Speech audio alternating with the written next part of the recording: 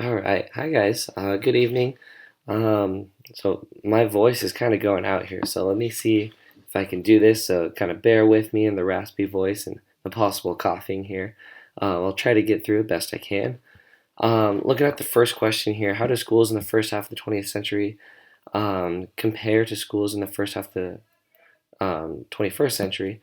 I think in a lot of ways they're really similar. Um, it said very early on in the chapter, and I agree with that in today's day and age, that schools are very obsessed with grades, and it's all about like what kind of grades the students are getting, how are the grades being distributed across classes. That's what people ask about. That's what colleges are looking for. It's all about grades and performance. So in that way, it's really similar.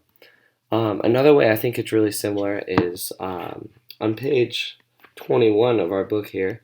It said that in the early 20th century, that schools were expected to Americanize the diverse, unruly mass of immigrants, rural transplants, and the poor by preparing them with the disciplines and habits that factories prize and assembly line laborers. So we're not necessarily catering to assembly line workers anymore, but still, I think a big goal of the American school system is to Americanize the diverse and to unify them in that way, which a lot of people take negative connotations to, and I know that can be a kind of a controversial topic. I don't think in and of itself it's a bad thing. It's just a similarity that I see today.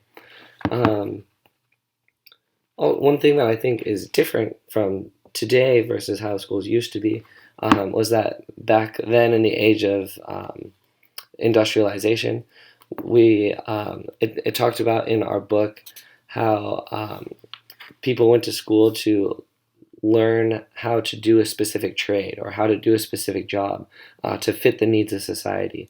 And I think that that's one thing that schools today have strayed away from. It's a much more general education, not really focused on like a trade or a skill necessarily, but just a more well-rounded education so the individual can choose, which I think is a good thing.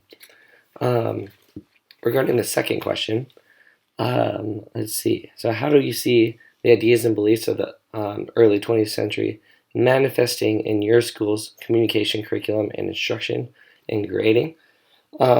Excuse me. On page 23, sorry about that. Page 23, it talked about how education laws, the schools being really large, and there being a big emphasis on efficiency has made grading really impersonal. And I definitely see that today. Especially at the private school that I work at, most of the students are really set on going to a good college, university. So they're all about the grades and just making sure that they do whatever they can to get the highest grade, not necessarily learn the content. And for the most part, the school is okay with that.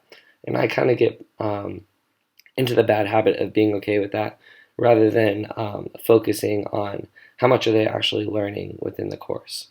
Another thing is, where did it go? Sorry. Oh, yes. So just the efficiency of it all and having um, colleges and other external sources, that's pretty much the only thing they're asking for is the grades. That's kind of how it was before to make things more efficient, and that's still the way it is today.